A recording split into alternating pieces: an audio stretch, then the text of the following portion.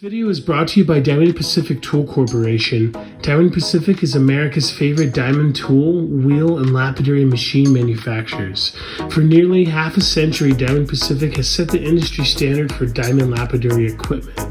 Join the majority of professional lapidaries and choose Diamond Pacific products such as their Nova wheels, Pixie, Genie, and Titan gem makers, as well as their wide selection of other high-quality lapidary diamond products. Check out Diamond Pacific today and find out why they're considered America's premier diamond lapidary tool manufacturers. Van Cleve's Minerals and Gems with Chris Van Cleve. This guy right here. How you doing, Chris? Nice to meet you. My friend Sprite's been telling me for over an hour I have to come talk to you. Oh, yeah? He says that you're amazing. I think what caught his eye was your intaglio. But when you walk over here, first thing you kind of see is custom faceting and gemstone repair. This whole front area is really fucking beautiful. You were telling me that you learned from this gentleman. Yep. So Ron was the president of the Denver Gem and Mineral Guild, mostly through the 90s when the merchandise mart show was going on. I started learning lapidary from him about 5 or 6 years ago. That's it? 5, 6 years? Yep. And you're doing stuff like that? Yeah, and now I've started doing reverse intaglio work.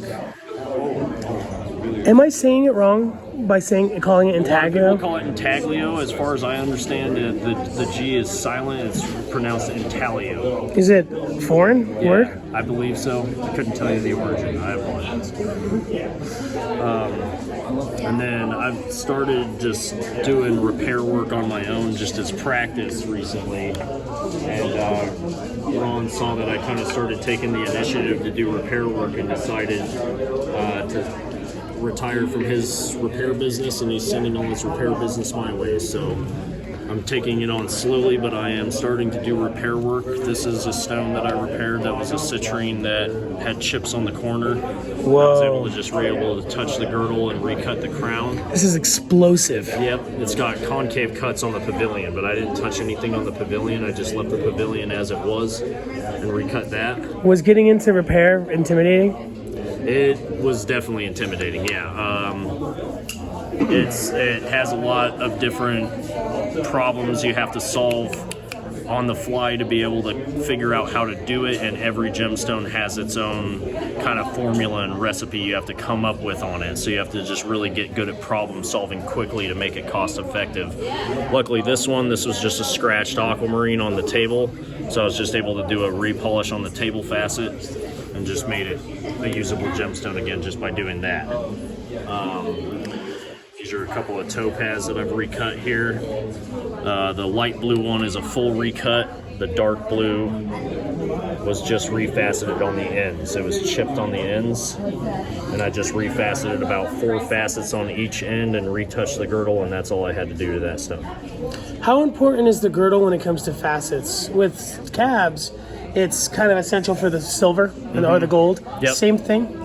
It honestly, because it's a prong. Most of it might be prong. It depends on what kind of setting it seems like you're trying to do, but it seems like most American facetors have this idea that a girdle has to be perfectly parallel all the way across, and that's not necessarily the case. You look at commercially cut gemstones and they'll be even, but they'll sometimes kind of have a little bit of a waviness to it or anything. So if that's the case, that's not necessarily bad as long as the girdle's not too fat, or if it's razor edged on one end and fat on the other end or anything like that. It's okay for a girdle to kind of have some waviness to it or some points in it or whatever else like that, as long as they're not too drastic to the point where they'll chip on the side. If anything, you see in commercially cut stones, they're rounded girdles. They don't have faceted girdles. They have rounded girdles because they're usually preforming the stone, and then they're faceting the pavilion and faceting the crown is all they're doing. So from what I've been told by multiple jewelers is that they're used to rounded girdles. They're not used to faceted girdles. Faceted girdles are actually more of a liability towards a prong chipping the edge of a stone. Right. Or whatever. So it's like there's a different style in cutting between American cutting and overseas cutting. And it seems like there's a little bit of a loss in translation between those styles of cutting, especially when it comes to the American cutters, with the way that they have been taught and learned how to cut gemstones. Which nothing's wrong, they're just different styles. Could you show me maybe this amethyst here? Yep. We'll take a look at the girdle. Did you cut that by chance? I did, yeah. So this is a faceted girdle. This is one of my earlier stones here. You can see it has a faceted girdle. It's a pretty thin girdle on this one. And then I'll be able to show a couple of stones that have rounded girdles that are kind of more conducive to like overseas commercial cuts. Awesome. Which neither one is worse than the other. They're just different styles. So, for a rounded girdle, these, my rings off.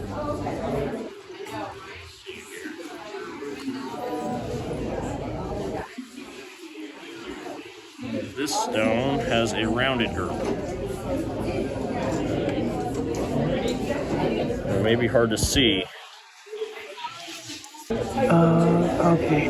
I think where the facets meet, it's almost a little bit easier to see. Is it? Oh, that's awesome. We have another example as well if this one doesn't pick up great.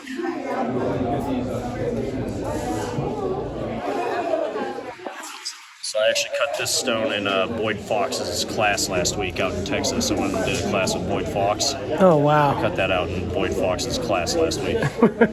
You're pretty serious about it. Where's your home base? Denver area, Wheat Ridge, Colorado. So Nevada, Wheat Ridge area, Colorado. But yeah, I mean, as far as it goes with the whole girdle thing, I mean, I've always had that idea that a girdle needs to be perfectly parallel, perfectly even. Doesn't really matter that much. It matters that it has a low profile girdle that's not too big, that's not too small, and is usable to a jeweler. That's all that really matters. When it comes to pave setting, is it even less important? I'm not familiar with pave setting. Is that what they call like the gypsy settings, where they kind of like a channel setting? Yeah, I think we kind of just roll over this. Yeah, I think the channel settings. I feel like a faceted girdle would probably be more of a liability, if anything. Yeah, because you have a rounded edge clamping in, and if you have any points on that rounded edge, it could smash in on those points. That's my idea. When I came over here, I thought you were advertising stones, but you're advertising different cuts because you do custom cutting. Yep, correct, yeah. So these are all designs that not all designs, a few are kind of standard designs, but a number of these designs are designs that I've made myself on Gem Cut Studio. So I kind of give people the option because although you may want to cut for weight on certain things, sometimes you want to cut for a specific result, you know. Absolutely, depending on the stone. I'm not opposed to cutting without a diagram or with a diagram. I try to cater towards what the situation calls for, you know. These flowers are crazy. Yeah, I figured out how to do a little bit of that. There's a couple other guys doing designs like that. Got inspired by them, so I started playing with it and seeing how to do that. And those are just using frosted facets, so you leave certain facets on the back side of it unpolished, and then that lets it shine through to the crown of the stone. So I'm seeing here you only charge $30 an hour, and it says between 3 and 10 hours depending on the size. So $300 is not a lot for a high-end gemstone. That's what I'm doing for right now, just for labor. That's not for the material itself. And then design, if there needs to be design, there's a lot of things that goes into the faceting, but I gotta say that's pretty affordable. There's people at home. It seems like a lot of the professional facetors are between $50 and $100 an hour, from what I can gauge when it comes to just labor costs, you know, time and labor costs or whatever. So I'm kind of starting at $30 an hour, and then as I progress in my career or anything else like that, it'll likely be going up, you know. So I'm kind of starting since I'm 6 years into it, you know. There's obviously still a level of experience that can be gained and everything something like that. But for right now, I know I'm confident enough in what I'm able to do. My mentor has done repairs for 15, 20 years. He sees the work that I'm doing, and he says, "Yeah, there's no reason you can't do this." No, absolutely. If somebody had like, their grandma's old Alexandrite ring, Yeah. even if it took 10 hours for $300, they are making out big time on having you cut it. And I mean, look at this. You're not going to get something like this at Jared or Kay's or something. You know what I mean? Yeah. You're not going to get that at Macy's. So yeah, I mean, and then I'm doing a lot of these freeform style facets that use just the shape of the gemstone, and then I'm cutting to whatever the shape of the gemstone is. Oh, awesome. Yeah, so that helps save a lot of weight. Low waist. Yeah, people are trying to go for low waist. That's a good option right there. Is the ametrine pretty?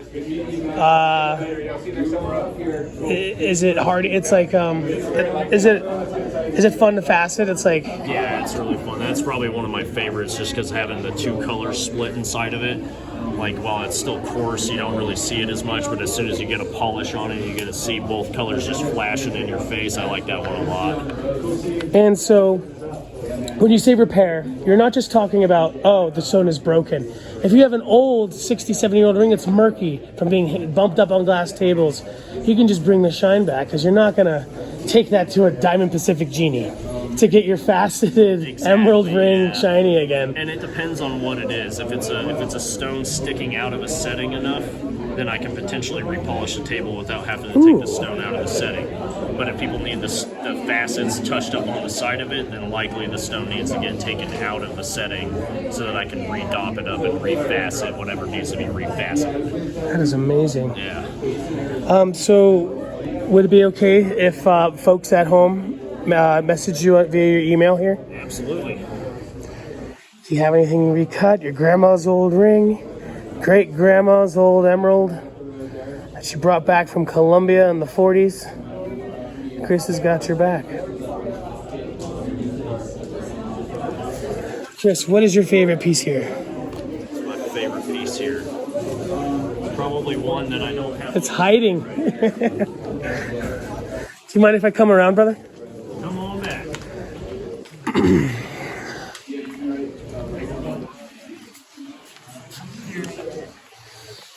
That's a great price for those meteorites. I don't work here. I'm just, I had to buy one myself. Whoa. I'll let you hold, I'll do it.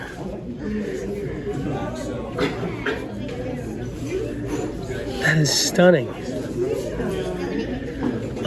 If you don't mind me asking, when you're starting the intaglio, is it like 600 grit burrs? Is it just a real gentle and laborful process? Most of mine are roughly 400 grit. Sometimes I'll use a coarser one if I just need to meet something out to get started. But you don't want to go too coarse. I think going any coarser than about a 220 grit is too coarse, and it'll just start chipping like crazy. Absolutely. I was talking to Nick Alexander. You know the Alexanders, cutting edge supply people. Oh, okay, yeah. And Nick's he's a Spectrum Award winner, and he was telling me that they only had like 120 grit burrs. I'm like, man, you got to get 80s. Most lapidary people for holes want 80s. Yeah. And he's like, dude, faceting people sometimes think that 600 is. It's too Yeah, close. Yeah, you know. Doing a small stone or a really small facet or a repair, a really worn 1200 grit topper is like the way to go. Absolutely. Yeah. No, thanks for grabbing video, man. Thank you for coming. When it comes to faceting, so like with cabochons, agates, jaspers, use cerium, turquoise, varicites, zam, chromium oxide. Is it the same in the faceting world where there's not one polish that kind of does everything? Yeah, that's correct. I mean, like diamond can do just about everything. Right, like it can do the barrels, it can do the quartzes. Yeah, generally cerium oxide for silicates. And is it not powdered like it is in the cabbing world? It comes in powder, it comes in pastes, it comes in sprays, it comes in a lot of different types of mediums. Wow, and sometimes it's like inside of the little flexi laps and stuff, right? Yeah, those are called called resin bond laps is what those are. So those are similar to like calving wheels. Most calving wheels are a resin bond type wheel that they use resin to bond all of the diamond together. So some of them are resin bond laps. A lot of the high-end fasteners don't like the resin bond laps because they think it can round the faceting. Well, yeah, it just makes sense that after using them a while. Yeah. But for quartz, I mean, they're nice and quick. I like them a lot for quartz. So it's like, I mean, quartz is not as highly valuable material, so I can cut quicker with a resin bond lap on quartz. That's what I'll do, you know. So if it makes the job quicker and someone just wants something that looks good, why not, you know? For other high-end faceted stuff, I have the nice steel laps and the nice tin laps to be able to polish anything that needs to be polished really nice and flat. But besides that, I don't see any problem with using a resin bond lap if it gives you the result you're looking for, you know? Yeah, and I think there's something about the resin or the wax that helps distribute the diamond a little bit more evenly, almost as if like oil or something like that during a polishing phase or something like that, yeah. So, yeah, there's a lot to it. Oh, yeah, and you know, a lot of people think that cabbing's tough. I say it's probably the most forgiving in the lapidary world. Yeah. And, you know, a lot of people are very intimidated by faceting because it's a scientific art. It's not just but Justin Prim, a good friend of mine, you're familiar with the gentleman. He likes to say that a good facet shines and a good cabochon glows. They two different stones need two different types of cutting depending on what they are. Sometimes you have a ruby that's going to be served from the faceting. Sometimes it'll be served like a star one or whatever would be served from the cabochon. So it is good to learn both. Yeah. This one is scarier, and they can be. Well, another thing that makes it intimidating is in the cabbing world, there's like 4 different machines still being made. There's hundreds throughout the years, but in the faceting world, there's still dozens of machines. Ultratech, my brain's not working. Sterling, Facetron, then the weird, the Gem Master, and like all of these weird machines. I really want to learn. I want to learn from Justin, and I don't want to take like my old Mark IV and try to learn from him on a Sterling, even though he's like, you can do that. He will teach you. I want to get the same machine, but it can be done. Yeah, exactly. And I mean, a lot of it's getting used to whatever machine you're on. You know, there's a lot of benefit to the handpiece because you can lift it up to your face and stuff like that. You know, I felt like I was just being stupid and tipping with the thing. You know, I've gotten really used to my mass, and I got it set up at a good level, and I got a good chair that I'm able to move myself around. You know what I mean? So I can look at it. I've gotten used to it. A chair is a tool, man. Yeah, it is. Chair is a tool. Table's a tool. Having an adjustable table or anything else like that, you know, all of those things help play into factors. So, you know, I'd love to learn on one of the Sterling machines. I've cut on a Facet, I've cut on a Graves, I've cut on a Raytech, I've cut on a bunch of different machines, and I've cut on a V2 so much I've just gotten used to an Ultratech. That's what I learned on a Graves Mark IV, and I got used to the slide post, so it's like I'm pretty sure that's the machine that I want. I want to get the Ultratech VL Classic. I'm just used to the slide post. I'm used to how all the mechanisms work on it. I know the quirks behind it and stuff like that, you know, so I'm just able to be faster on that. One sad thing about the used faceting world is a lot of people who are selling vintage faceting machines aren't faceters. They just sell old estate stuff. So they don't know if everything's together. And they just see the motor part and they see a part of the mast and they're like, oh yeah, go for it. And that's the benefit of like Boyd's class I went and did last week. The way that Boyd cuts, doesn't really matter if your machine's a little bit messed up. He's able to look at the stone, he's able to let the stone tell him what needs to be done, you know?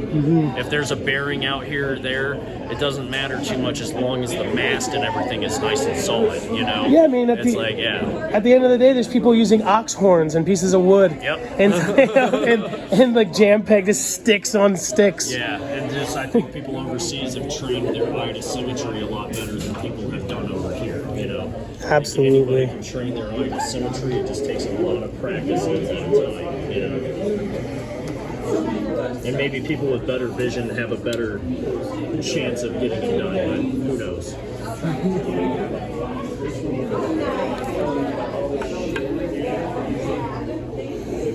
Brother, I am 100% going to buy a nice stone and send it to you to cut. Dude, sweet. Awesome.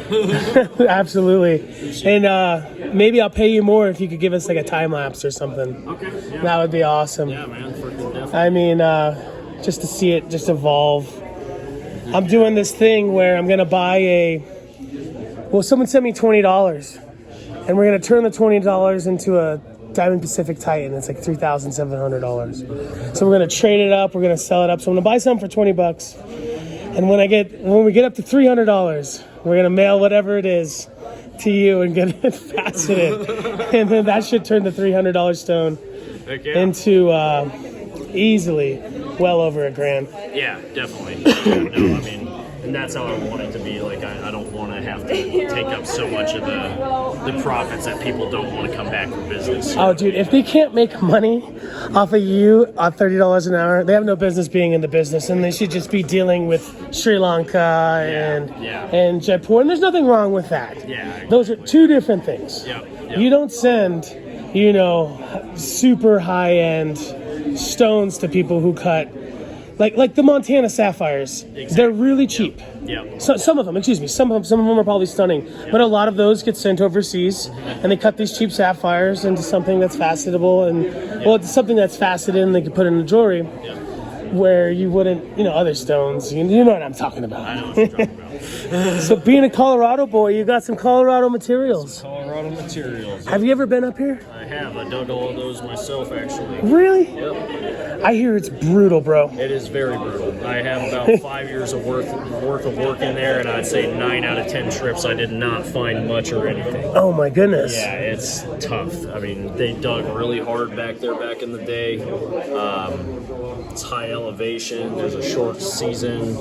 I've seen snow in July up there.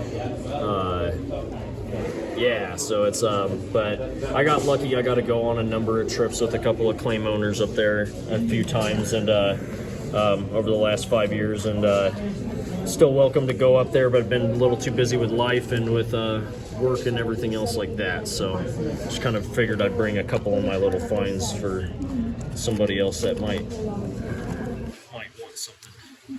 What? That is a fluorite. From Colorado? From Colorado, yep. So I'm friends with a ranch hand that lives up near Jefferson County. Has permission to dig kind of around the ranch, and he found a pocket of fluorites around the ranch that he was on. So it probably helps those long cowboy days go by a little bit faster to dig up some minerals. Yep. So he's not a dealer or anything like that. He just goes and digs for fun, and I picked up his collection from him to help him out, and brought some of those fluorites for people to take a look at. You have to be on Instagram or something similar. Yeah. Like, I don't think people do that quality of work and are shy to share it. I had to make my Instagram private because I had too many scammers. Oh yeah, it's annoying. And if you have anything gems, people are gonna try to sell you stuff or hustle you. And so did that go here? Yeah, right there. Yeah. Did you get this Lake George stuff too? I actually have a couple of Amazonite claims out by Lake George. Awesome. Material that I collect myself. That's a chunk. I found an untouched pegmatite of Amazonite. It doesn't produce any combos at all, but it produces quite a few of these nice big Amazonite crystals. Pretty well formed sometimes too. Very nicely formed. That's great. The smoky is pretty unique. I love this right here. Yeah, the microcline with smoky quartz. I hear that the Lake George digging is a lot less intense than the Mount Antero. It is. I mean, it's lower elevation, so you can breathe a little bit better. There's trees and stuff like that. But it can be just as hard. I mean, stuff is deep. It's so deep, and trying to figure out where some stuff is, it's not easy. There's hardly easy digging anywhere anymore, but you can at least breathe at this elevation. Oh, man. Yeah. What are these? These are smoky quartz and garnet. So smoky quartz and spessartine garnet from China. Do you mind if I touch this one? Beautiful.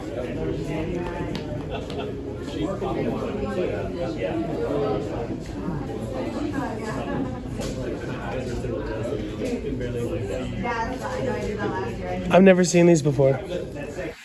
That's awesome. I'm surprised you've never seen those. Wow. Yeah, I mean, finding nice, bigger ones, they've gotten expensive. You look at most people's booths, and these things are pricey, so I got some pretty low prices on these comparatively. I mean, I've seen people with like $1,500 price tags on pieces like this in their booths in Mineral City and other places like that, so... Mineral City's doing good. I'm doing proud good. of them. You know, I don't buy a lot from there, obviously, but at least it's like they're pulling it together because I've seen venues fail, and I feel so bad when vendors get dragged into like this glorious new place. It's going to be great for everybody. And let me tell you something: a lot of venue owners do not care about you. Nope. They want that money. Just happened to the Merchandise Mart in Denver. And I think there for decades, and they closed down and tore down the building, and they're building apartments there. Oh, cold. Yep. Where will you be in Denver? So I usually volunteer with Ron at the September show at the... Ron's your teacher, right? Yep, yeah. I usually volunteer, do faceting demonstrations with him at the September show at the Hard Rock Summit. Nice. Which is downtown Denver, at the downtown convention center where the Big Blue Bear is at. Awesome. I'm going to come bug you and maybe peek over your shoulder during a demonstration if you don't mind. Come on by. You'll be using Ultratech. Yep, yeah. Ron brings all his machines, so he usually has like two, like a V2, a V5, a VL. Sometimes he brings his fantasy machine. He got a Glass Tech machine, which is a 12-inch lap. He's got to get 12-inch laps for that machine. It's for cutting glass stuff. Wow. Yeah. What does he do? He works in the medical industry. Does he cut glass with a glass machine? What's he doing? A lot of people do, yeah. That's what they made the Glass Tech for, is for people that are doing like high-end, big faceted glass work or anything like that. Because an 8-inch lap is just not big enough for like a big faceted crown piece or something. And like that. The big 24, 36 Covingtons are not practical for a lot of stuff. Exactly, yeah. So that's a good middle ground. Yeah, but finding 12-inch laps, that's the other hard part. Who sells 12-inch laps? That's a good question. Brother, if somebody overseas wanted to hire you, you would do that? Yeah. A lot of people for years I would not do overseas. If it's a super high praised gemstone at like a super high value, I may refer them to someone a little bit above me, or something like that. But otherwise, I'm pretty much comfortable taking on 95+% of work. Awesome. Yeah. Chris Van Cleve, a straight baddie. He'll cut you a real gemstone. He's not just shining rocks in his grandma's garage like me. You're the real deal, brother. Thank you. You're definitely going to hold on to this card because a lot of people message me on Instagram, hey, can you cut my rubies? And I'm like, not the way you want me to. Yeah. Thanks, Chris. No, man. Thanks for stopping by. I'm glad I finally got to meet you. Thank you. You see that? Yeah. So Sprite was asking about this one. If you look over here, it looks like it's backed, but it's not. Royston grows on top of this clay, and it looks like a backing. There's two ways that people cut it when it's a thinner piece. One is the ribbon, and you might get a lot of slicing that. You get multiple slices of the ribbon cutting against itself, but when you cut the top, you can get a full piece like that, but you'll get one of them. Where if that was cut sideways, you might get multiple ribbons. I say always go for the full monkey. Ribbons are cute. You're like, shut up and show the good one. This one here? Yeah. This one reminds me, there used to be a Spider-Man cartoon in the background of the city with this guy with the buckle. It's just hitting you hard. Flashback, huh? Yeah, it is. Only $2.50 a carat. That is fantastic. You got it. Could you weigh this out for me when you get the chance? They're already weighed. Oh, perfect. It's I got a tag on the back. This is 112 carats. That is a killer price. Oh yeah, that's. Someone wanted that. They saw it in the rough. They had me finish it, and then they ghosted me. Flaked on you. So, and I gave her a deal. It's like, well, did you take 100? Oh no. I wouldn't either. I wouldn't either. No, And it's 112? 112 times 2.5. Oh, times 2 point. Yes, sorry. I am so sorry. I didn't mean to insult you. I thought that was the full price. So 224 plus another 50. I apologize. I thought that was the after the 2.5. I would never lowball you like that. You're a fantastic artist. Do you know what this is? It's all Royston. It's all Royston. It's collected by me. Actually, there's two that were from a different mine. These two are from the Sierra Nevada mine, but they look just like some of the Royston. This would be 224. My head's pretty bad for math 50. too. Don't tell me 224, 270, 280. To what? Half a 12. 280. Yeah. We should have been better at that. We tried. Are you selling these machines, by the way? Yes. Awesome. Well, I'm offering them for sale. See if someone buys them. My friend thought that this was backed, and I was saying, no, Royston has such a lovely clay. I back some of them. Well, yeah, I mean, like this one, but I call it fake tricks. I just crush the mud? matrix, and I mix it with epoxy, and it doesn't look so stark as Devcon. or JB Weld. Yeah, so black, gray, whatever, or old records. So you went to Tonopah and got this yourself? I've been there 4 times to the Royston district. I've been to the Sierra Nevada twice, and I'm going to go to the Royston again.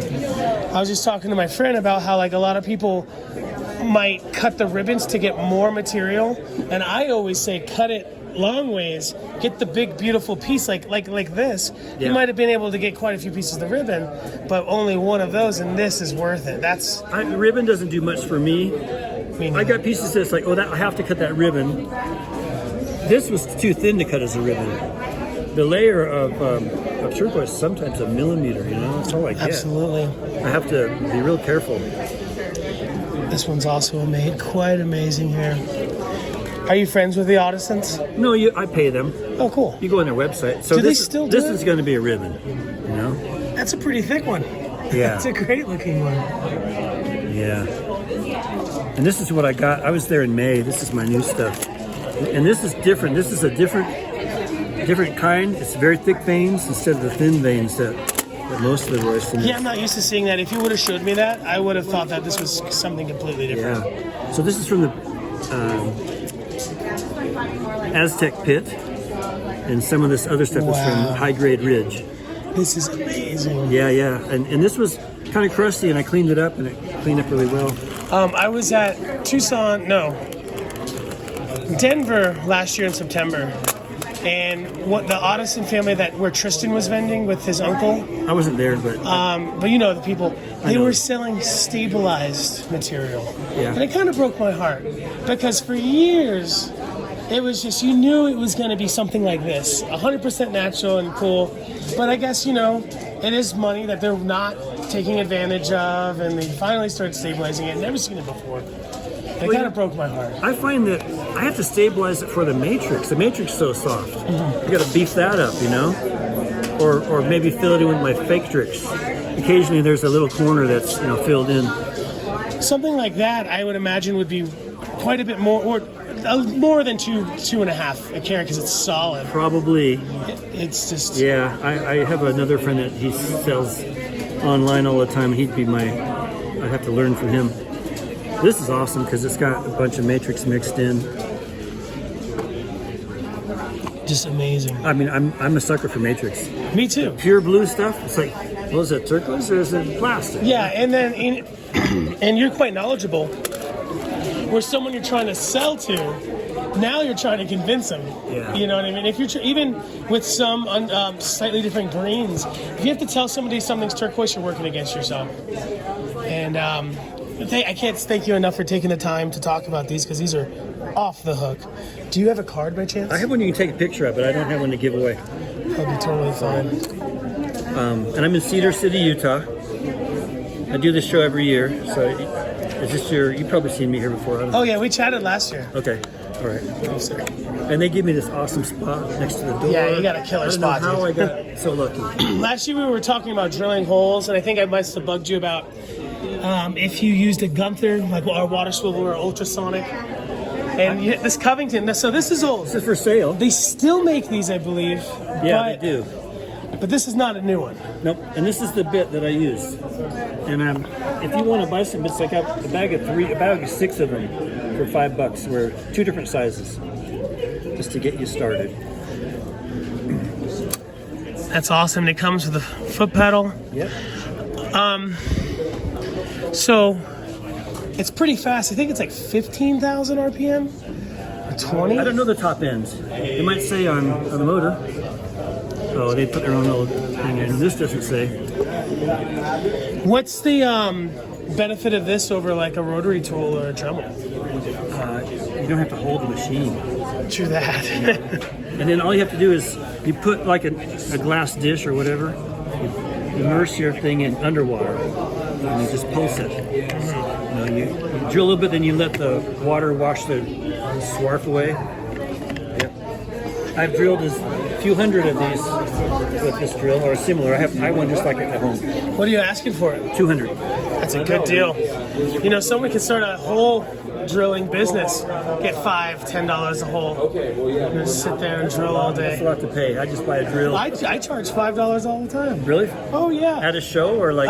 So when I you ever heard of the Gunther multi-drilling Yeah, I system? bought that. So when I got my Gunther, I was just advertising on Facebook. A lady needed a chandelier made in Texas, sent me 1,200 crystals, $5 a crystal. I got really lucky, and I broke like 100. You know, I wasn't good at the Gunther at the time, and I broke like 6 bits. Bits are pricey. I broke 2 1 millimeter bits. I said, okay, forget it. I need more experience before I use the 1 millimeter. I touched the 1 millimeter to the stone, exploded it. Yeah, I did that. I'm good friends with Kevin from the company, and a couple of years ago when he was still vending in Keno, Tucson, he's like, David, try again.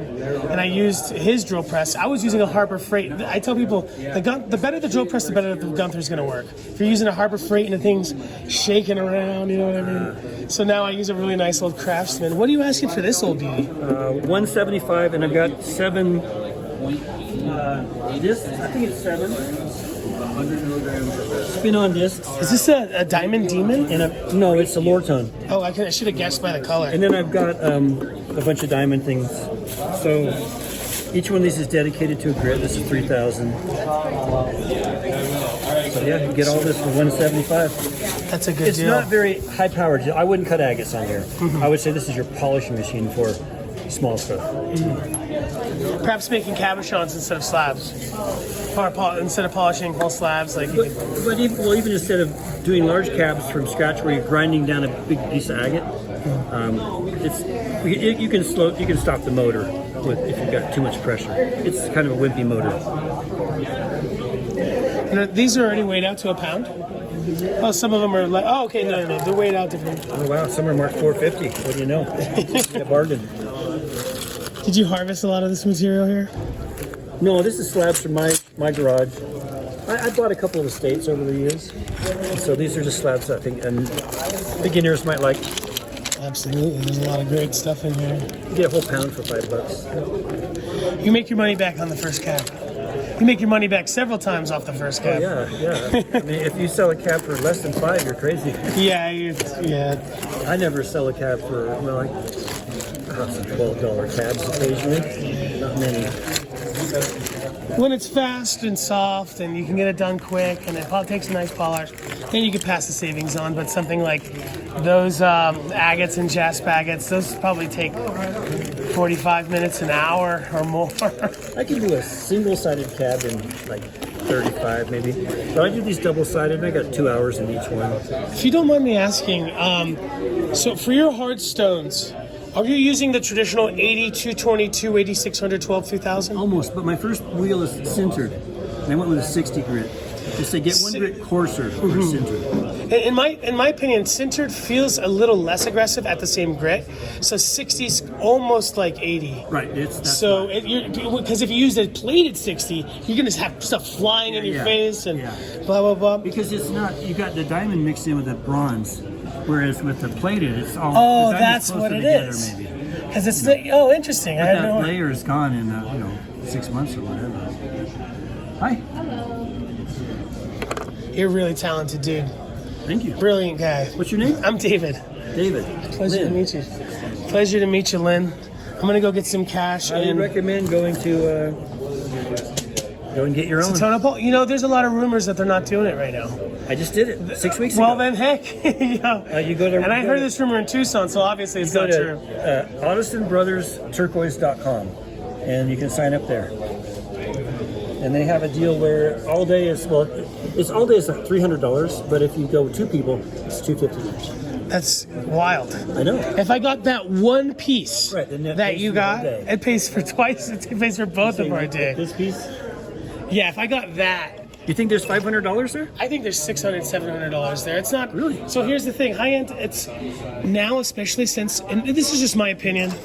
I live phosphate scene. Like Turquoise is my bread and butter. Okay. Since they're stabilizing the material now,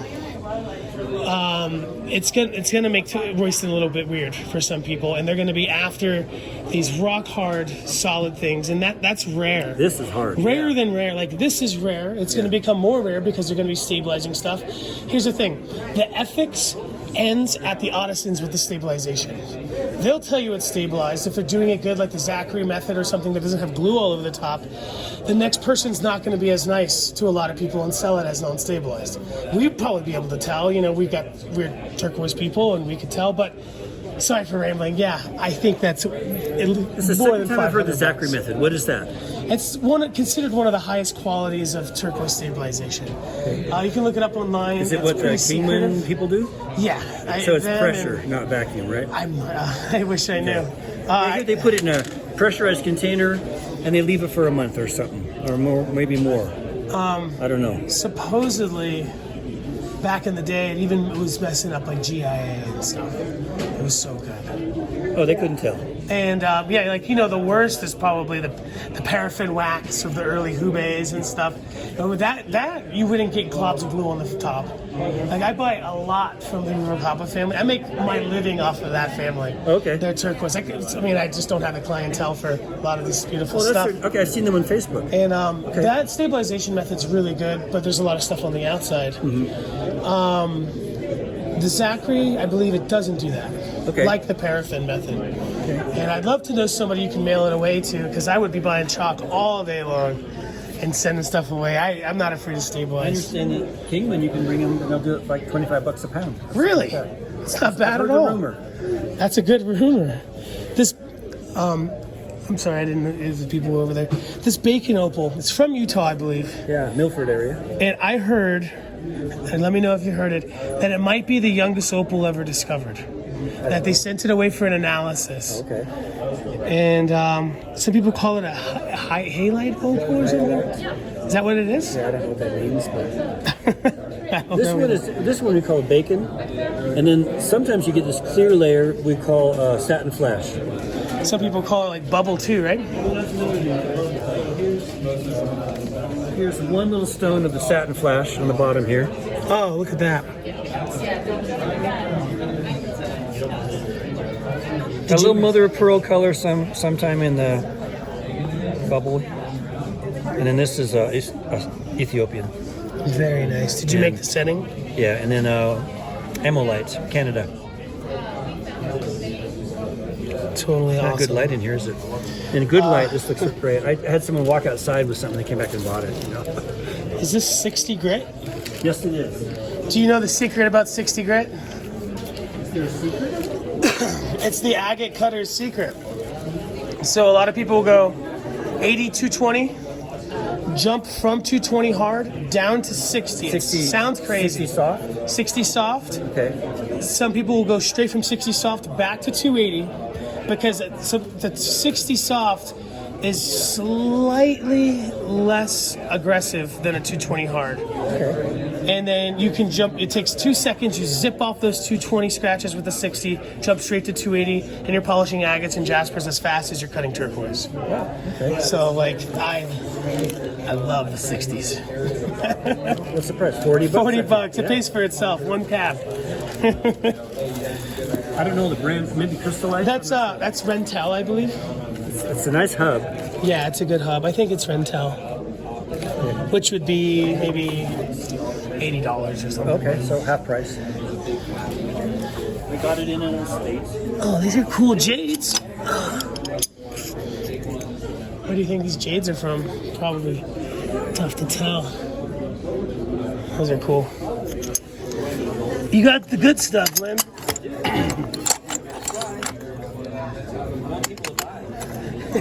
Clearing in my garage. And I sold a couple of these guys today. The Vibros? No, the UV lights.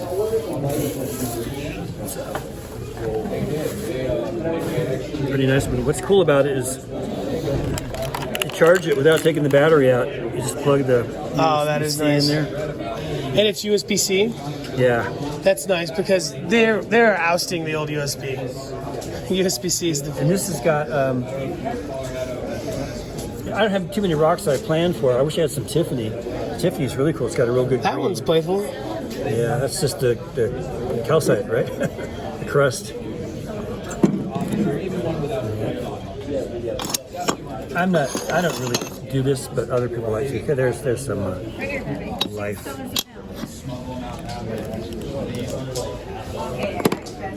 Oh yeah, $18 for these. That's awesome. So there's 2 buckets to that price. Both these buckets are the same.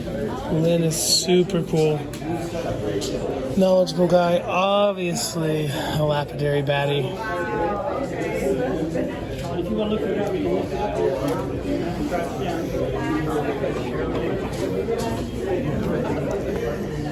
Lynn's got the magnetic clasp. Nope. I love them. How you doing? Good, yourself? I'm alive. I'm good. What is Break 45? Let me know when you're. It's just a Western brand of clothing. Yeah.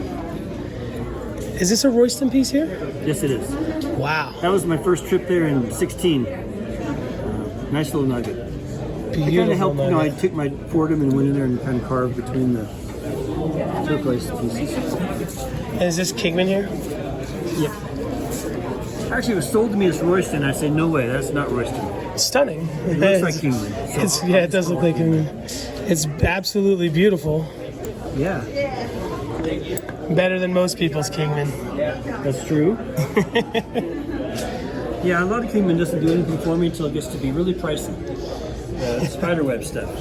How long have you been in the rock scene, Lynn? I started when I was a kid, but I got out of it for like 30 years. So back in 2005, I got back into it. Then I moved to Utah, and I really got back into it because we have rocks all over, great rocks. Okay, this is 80, and this is Quetzalbird agate from Mexico. Very cool. I kind of wish they did. Is this the guy? Yeah, it is the guy who makes his own swimming machines. I love this guy. I had a washing machine motors. I've been bugging this dude for like 6-7 years. I mean, tells you how to make them. Now you're gonna have the guts to try. This gentleman is super cool. He not only makes his own sphering machines, but he makes spheres that no one else really attempts to.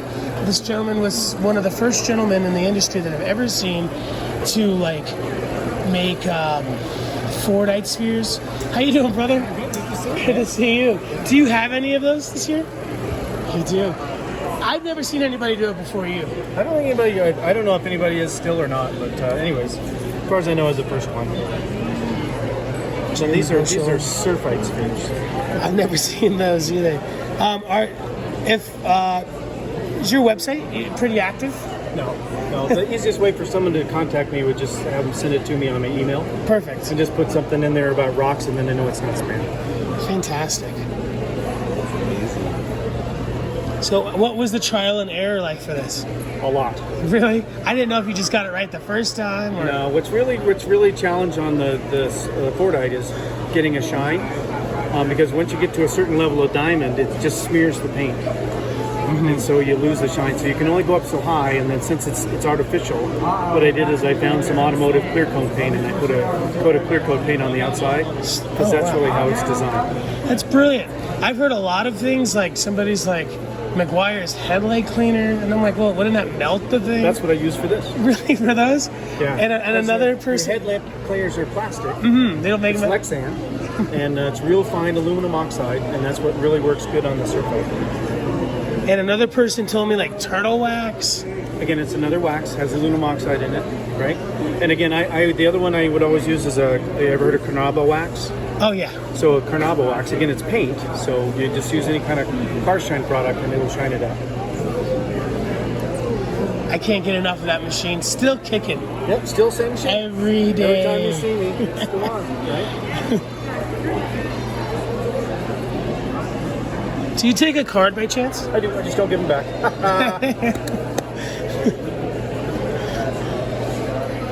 I've been bugging you for years. I gotta get something from you. Oh, it's okay, no worries. I like talking to you. It's kind of cool. This Toolite sphere is fun. You don't see too many of these. It's expensive, right? Yeah. And what's sad is I've done several of them, none that big. I found a good chunk of it this year. There's a guy in the gym show. He's the one who imports it from Norway. Oh yeah, Hausen. Yeah, that's it. Hausen Treasures. But you have to go through a lot of his materials. Some of it won't be able to produce like, Right. because it's just the nature of the stone. Because they're jackhammering, and they might even be doing more to get to it. And then the other thing is I've had other pieces that take a glorious shine, and that one I work my ass off on. I will not polish. I like the satin better than the shine. Yeah, some do and some don't, right? You know, you spend some money, people like it to shine. So Yeah, I guess you're right. Especially, I mean, maybe you get so into rocks, you start working the other way. yeah, You appreciate the satin finish. That's cool. It's Rickolite serpentine, huh? it is. Yep. It's from my neck of the woods. Beautiful. I love that you leave the crystallinis in there. I like it. You could have spent more. If you're a rock person, you gotta like the imperfections. Like this one's really cool. This is a serpentine that has cetopyrite in there, Oh wow. and it's just really different. I found this at a rock shop up in Gilbert, and there's a good hunk of pyrite there. And I made a real nice, pretty one, big one out of that had a whole seam of that pyrite on it.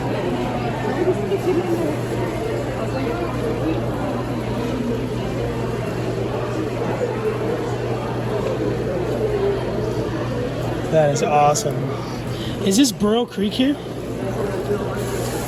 Nope, that's Graveyard Point. Really? Never seen it. Maybe it looks purple because of lighting. Yeah, it's a gray. I'd call it a gray. Yeah, Burrow Creek, man, if you found a piece of Burrow Creek that thick and that big, oh, it'd be worth your left arm. It's usually real thin. It's gorgeous purple, but that's Graveyard Point. So is this graveyard as well? Nope, that's actually a Turkish chalcedony. Oh wow. Yeah, that came out really cool. Yeah, it So did come there's out really a cool. Turkish guy who comes to the Denver show and Tucson as well. He's right next door to Hausen in that show in Tucson. Yeah, in Keno. And- no, he's not a Keno. This is it's where the gym shop is. Okay, yeah. His They're name is called like something Veggie. Mall. Yeah, I don't Veggie know. or so. He does the rhino machines. Big tall guy. Yes. Yeah. That's the guy. Anyways, he does a thing where he gives you a couple chunks of rock and you cut a number of spheres, and then one person makes a pile out of it and make piles out of it, and the other person chooses which pile they want, and that's how he splits. Oh, it. what a good guy. Oh, it's awesome. That is And so how more cool. fair can it be? And so there's been ones where he's just given me one rock, and I've made one, and it's his, right? Because most of it's the rock to me. Mm-hmm. So, anyways, he's a good guy. We've done quite a bit of it. What are you asking for the surfites? These guys, the smaller ones, for you, Oh, yeah, that would be for me. $20. Oh, are you sure? Do you take a card?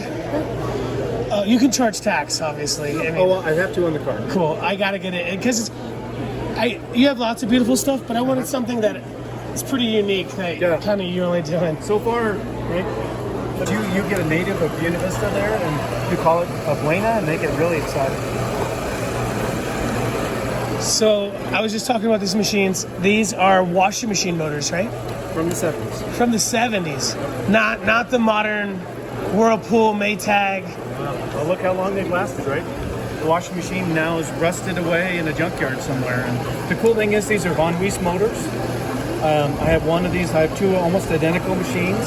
One of them, a bearing is going out, and so I tried to get a hold of the motor company to see if I could get a bearing. They still make this motor today. What? The motor, if I remember correctly, is like $370. Oh my. But the washing machine back in the 70s, you could buy a whole washing machine for probably $75, $80. Do you think anyone could ever stand a chance of going to a junkyard? Well, I guess at that point they'd be deteriorated from being outside and stuff. I don't know. You don't find these motors much anymore. For a while, when you were looking for sphere machines, this was a Cadillac motor. When you got into the 2000s, they started using Xerox motors from the 90s. Wild. What? Yeah, and what's amazing is the Xerox motors, about that big around, really high torque, and you think all you're doing is pushing one piece of paper through at the time. What do you need a big ass motor like that? Oh, go figure, right? The watering system is brilliant because you can control the drip so perfectly. Control. This actually is the IV bag from when my middle daughter was born. Oh wow! So she's 29 now, and so that's how old that bag is. Still kicking. Still kicking, still gripping. I know. Gosh. And you were on your final polish here? That's at 1500, so I got one more step after. Oh wow! Is it some kind of like Scotch guard that's have the abrasive in it? No. They're diamond pads. They're hand grinder pads for what they use countertops for. Mm-hmm. You cut them into segments and glue them onto plumbing fittings. And if you use super glue, which is what I use, water and super glue don't get along. So about the time the pad wears out, the super glue wears out, and they'll just pop right off. Oh, perfect. So you just reuse. That one's probably made 200-300 spheres. Then part of it. Oh, wow. So you just got to remember to mark the grid on there, because used to be the color of the backing that would tell you what the grid was. And over time, they changed those colors. And so you always, just like tumbling, you never want to mix grids. That's fantastic. But you can see in that one, you can see the little tiny diamonds flashing. And just because you're brilliant enough to make your own machines doesn't mean you're gonna get it easy when it comes to processing out the cube and knocking the corners off of that and the corners off of that. Yep. It's still labor. It's all labor. Yep. It's a labor of love, though. Yep. Thank you, brother. See ya. It's okay. Do you mind if I touch it? But the ruby glass is incredible. Oh, wow. Isn't that amazing? I didn't know that until yesterday. I would have bought a lot more of them. Stunning. Yeah. I'm used to seeing everyone sees the ruby with fuchsite. This is like the sapphire with the ruby together. Corundum, whatnot, but I don't know. That green is wild. I'm more rusted when I get back to Tucson in February. Yeah. I think you'll make it. You go there right away? Well, we try to usually get after the open machines. I was going to ask you about this. Do you melt them yourself? Oh no, I buy them from people who come from Wisconsin. Come from Michigan. So is that where this is from? Yeah. That's happening. So opals are cool. They're not in water. Pretty crazed, but not bad. Thank you. Sprite keeps running away from me. Let's go find Sprite. So, did you find anything cool? Yeah, I bought some of these cute little marbles. Oh, you did? I didn't. You want to see? Yeah.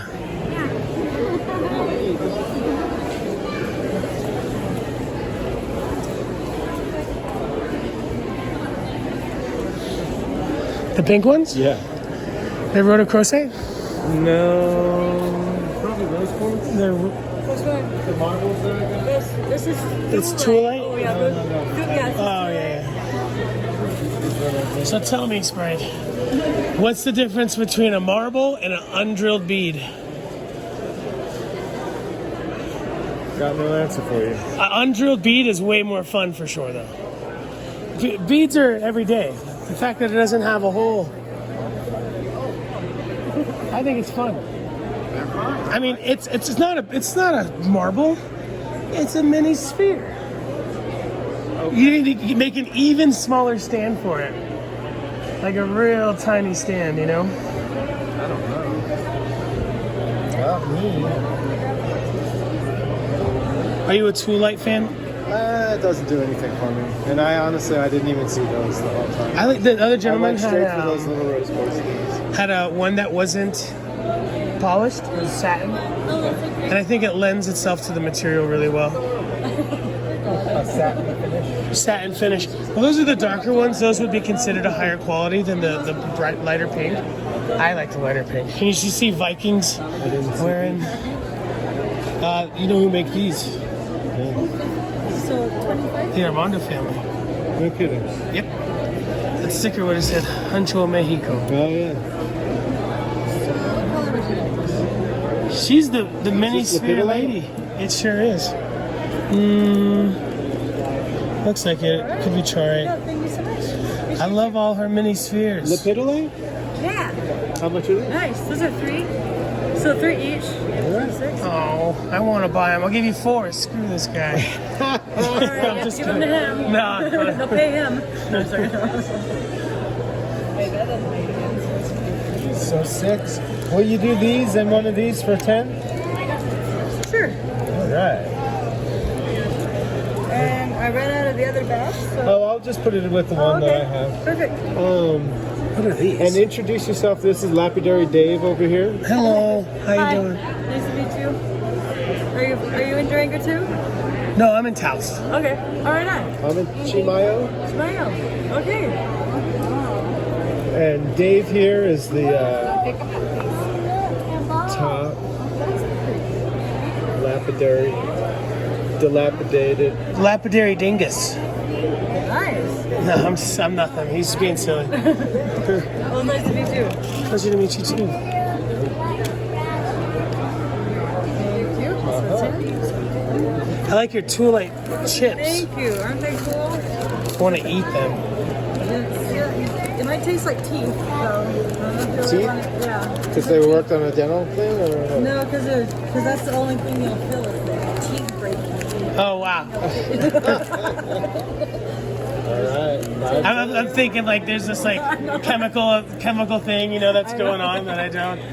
Well, when you used to use Renee's equipment, didn't you say it made everything smell? Yeah, his well, our good friend is a dentist, and she gave me some equipment that I used to work stones with, and I didn't clean it, so I was getting like denture dust everywhere. These are nice pieces of turquoise. Do you know where these are from? Yeah, Kingman. Cool. Let's see how much money Sprite's got. Not enough. Noxious. Not enough. Not enough. Yeah, that's right. Everybody. So you know a dentist? What's the best time for a dentist appointment? Tooth? Yeah, it's just so special. Well, I'm then- trying to get the word out. You were the nicest person ever. Thanks. Do you have a card? Yeah. Which one do you want? Beta quartz. Let me know if you have any questions too. Yeah, I do. I'll take this one. So, beta quartz. Do you know anything about it? No. Yeah, thank you so much. That's number 8. It feels weirdly light, huh? The gravity's weird, huh? That was huge.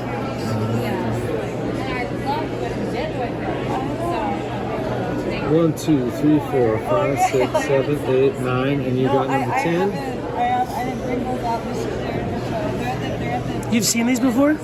I think so. Yes, I think I have some. yeah, no, that just like blew my mind. Are they all the same shape where they're I'm choosing the ones that kind of have that extra little. 6-sided? Yeah. 12-sided. They're so neat. Are there ever other shapes? I don't know. I don't really know anything about it.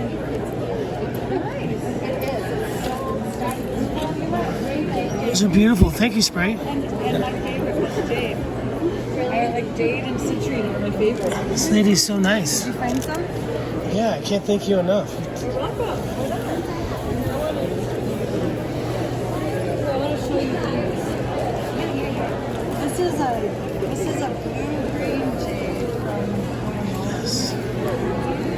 That is too delicate. So the biggest one is 15, smaller one's like So are you sure about this? Yes. Yay. You're just getting all my money today. That sounds fine. Deal. Deal. Do you have a... Yeah, let me... Yeah, let's do a separate one. What color would you like? I'll let you choose. Kind of thinking this one. That's good. You know? I trust you. Or that. David? You want to keep yours with it? Or I'm gonna eat mine now. You're going to eat yours now. Okay. Just kidding. Okay, and it takes like 2 weeks to process, right? Thanks. Hold on, thank you so much. These are super cute.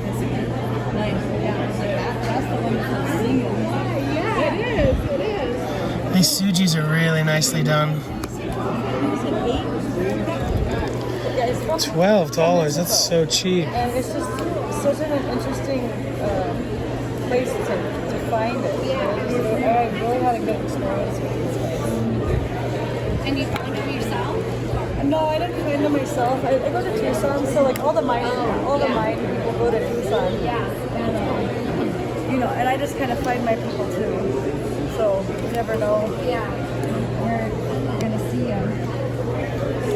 These are cool. Cool little flat of calibrated opals. Cut in Hong Kong. Probably, dang, 30 years ago. More.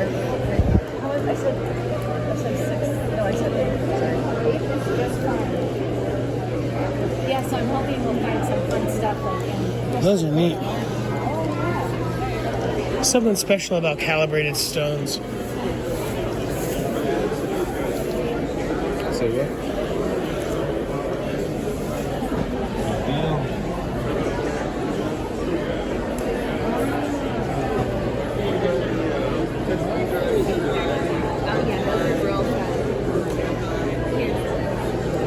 It's a big garnet.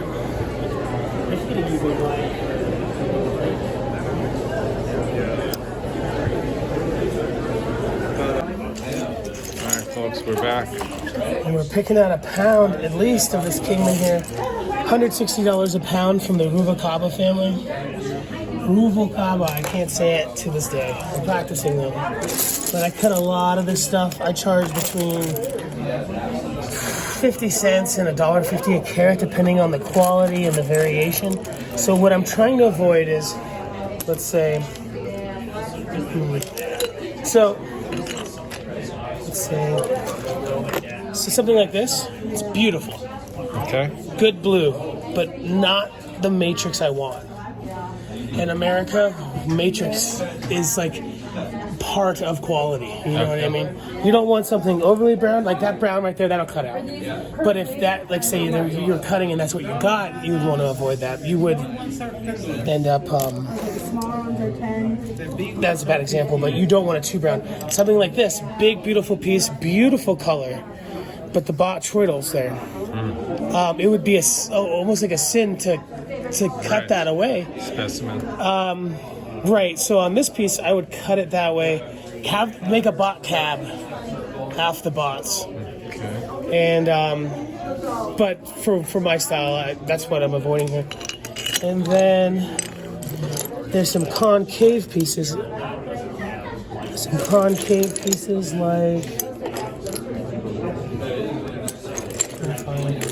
Like this. Okay. This piece, in order to get a good round, I would have to back it and fill it. Not a big deal because this material is so affordable, even after you cut it and sell it. Okay. But DevCon costs money, whatever you're backing from it costs money. And so if I can help it, I'll take a little bit more time to avoid that. This one, beautiful color, great matrix, little two body. This is a great one. There's a smaller piece right here. That would probably have to be its own little cab, but that is a good piece, for sure. Like, I love this, but I would either have to cut it smaller or fill it. This one's great,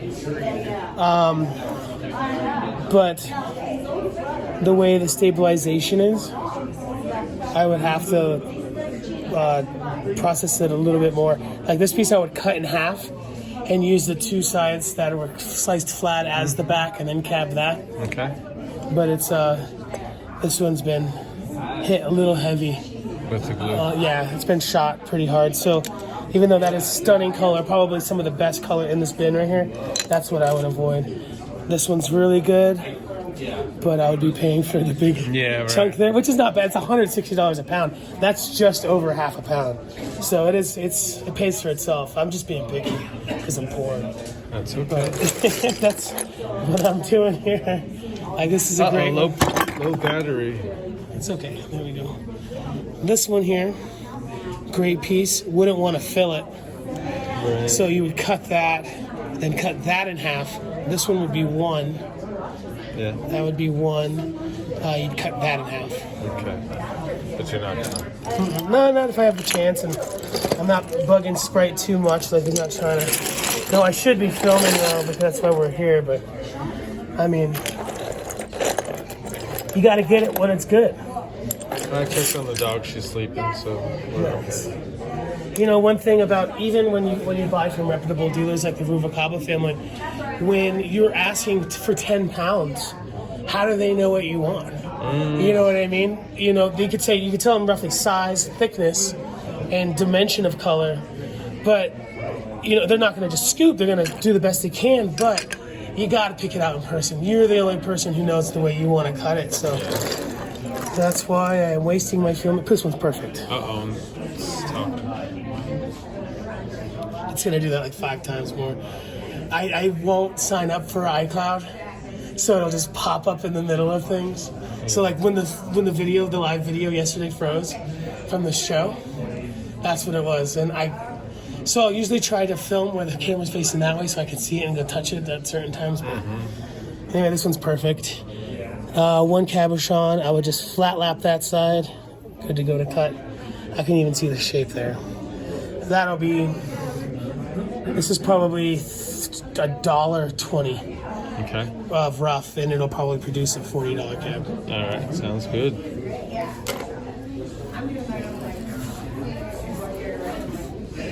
Not getting any of this material here? You know, I'm thinking about it. This is Campitos. Actually, this might be a different Kingman. This is cool. This is not too new, but it comes and goes. This is Sonoran Gold. This is Sonoran Gold? Yeah. Really cool stuff. Sometimes it can be super dark green. Sometimes it can have a lot of yellows. Like, pretty trippy stuff.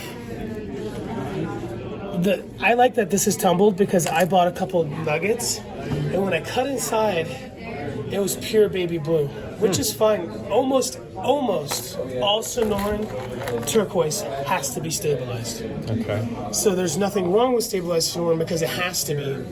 But since it has to be stabilized, a lot of matrix isn't making it into the nugget. So when you're stabilizing, you're just getting these pure slices. People overseas, in the Middle East and stuff, Muslim countries, they love pure blue. Here in America, we want dirty matrix. Matrix makes our turquoise more valuable. That's a great piece. And I think a lot of the green is gonna mellow out when you cut it. The Sonoran Gold's cool. I usually avoid it. I don't know how to read the stone yet, really, for the Sonoran Gold. The stuff that the Hartmans sell is like really dark green. And some of it can have pyrite. I have a piece, it's like a dinosaur egg. I cut it was probably worth $30, and people offered me $150 for it because it just had these perfect round spots of pyrite all throughout it. And where is it now? it's at the house. You know, you get that. I mean, taking the time to dig through it is finding that needle in the haystack. You know. But I'm not very good at reading the Sonoran Gold yet. And then these guys? Those? Too small for you?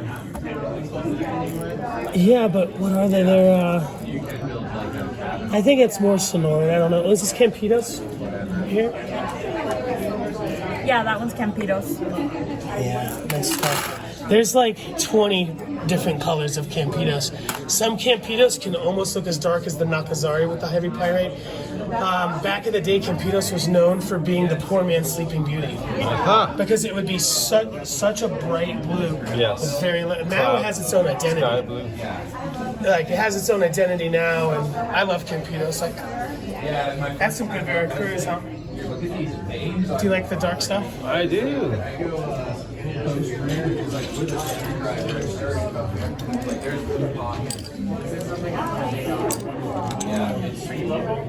Dan the Cabman on Instagram. Check him out. He's a stunning artist, great salesman. They go to Munich, and they just got back from France. Where in France was it? Saint Mary? Saint Marie. Saint Marie. Yeah, Saint Marie. I read about it. It's the largest gun show in Europe. What? Is it? How many days was it? It's 5 days, but if you get there since Monday, you're selling them Monday. Oh man.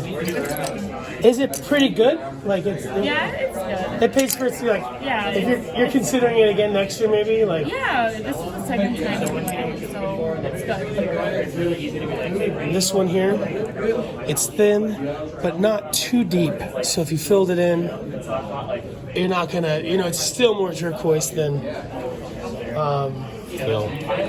Whatever the fill is. And fill's not cheap. A pound of DevCon is $100. It's a pretty good one. You can work with that. Huh? You can work with it. Oh yeah. This one's body, but unlike. Let me find another Now, what body. are you saying? It's The botroidals, like the. okay. Bot. I don't know if that's what those are. Like the turquoise crystal. Yeah. Yeah. So when you cut into that, sometimes you'll get pits. Yeah. No, they're not pits. They're like Yeah. grape agate. Like when you cab a grape agate, you get these. They're not voids. I don't know what they're called. Those seem like bad words, but this one, it's very shallow. So Okay. you will cut through it. You won't have those holes, and you actually get some cool figuring from where the bubbles were.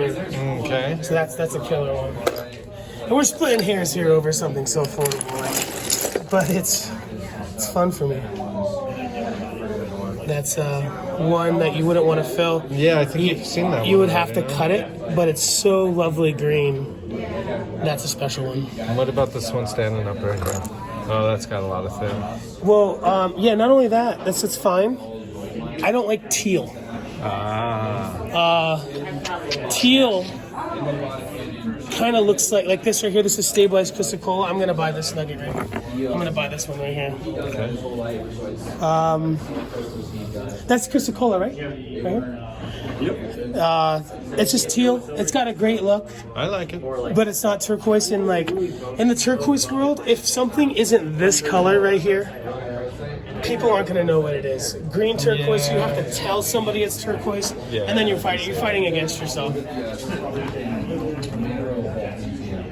The one below that's on our in the next But that stuff is really cool. I'm gonna get it. Chrysocolla, it's like there's tons of beautiful Chrysocollas out there, and I always wish that more Chrysocolla was stabilized. You ever tried to cut Shattuckite? No, it's annoying because it's beautiful. You probably see it everywhere, but you've got to stabilize it. Most people don't do it. Like some of the stuff outside isn't stabilized, and I'm not good at stabilizing.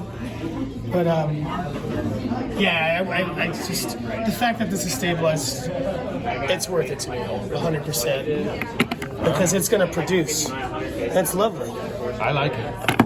and it's cheap, super cheap. Great. This is Baja, I believe. Baja can kind of look like number 8. When Baja was first coming to the States,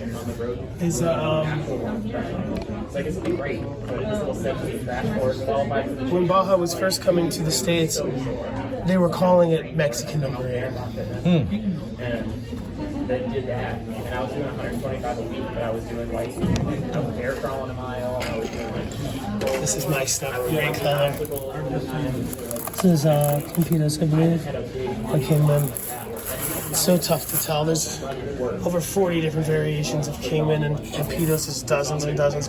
They said that there's over 30 for number 8. This Baja looks a lot like some of them. Anyway, I'm going to hurry up and pick up the rest of my pound, and then we'll move on. We should go take a look at some of Dan's work. A lot of this is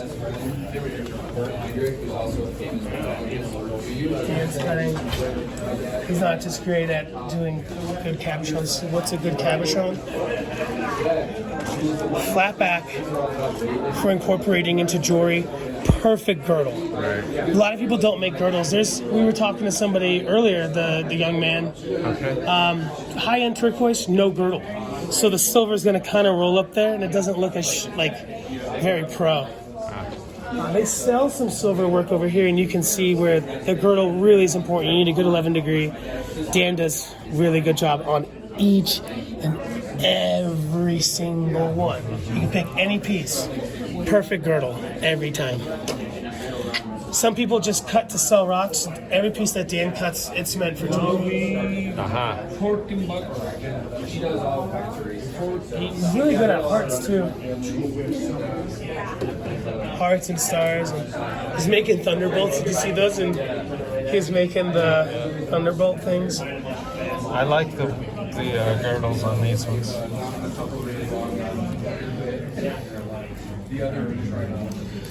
The higher dome. Yeah. I was cutting a lot of high-end turquoise that I had that was super thin, and I was making these really thin pieces, selling them dirt cheap. Okay. But a guy complained, and I offered his money back. He wanted the pieces because they were so nice. But he says at the very smallest, the thickness of a nickel. Okay. So that's good to think of for you folks at home. When you cut, maybe try not to do smaller than the thickness of a nickel. You won't see anything smaller than the thickness of a nickel. Oh, let's get this in there too. Yeah, number 8. Everyone's always asking. Yeah. Get the other card too. I went through with my stream too. So double the fun. There we go. All right. It was like an advertisement for a run or like something and like. Hey. So I just someone mentioned your last name. I don't know. I see you guys on Facebook. Yeah. The Turquoise groups on Facebook.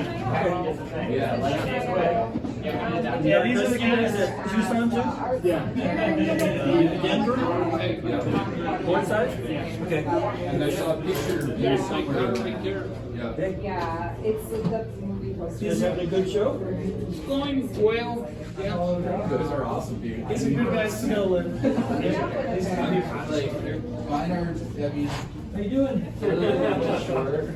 Yeah, I mean, these are like the one Yeah, those are nice. Yeah, you should come by the sometime. We live right up the road, straight up this road. Right across from it.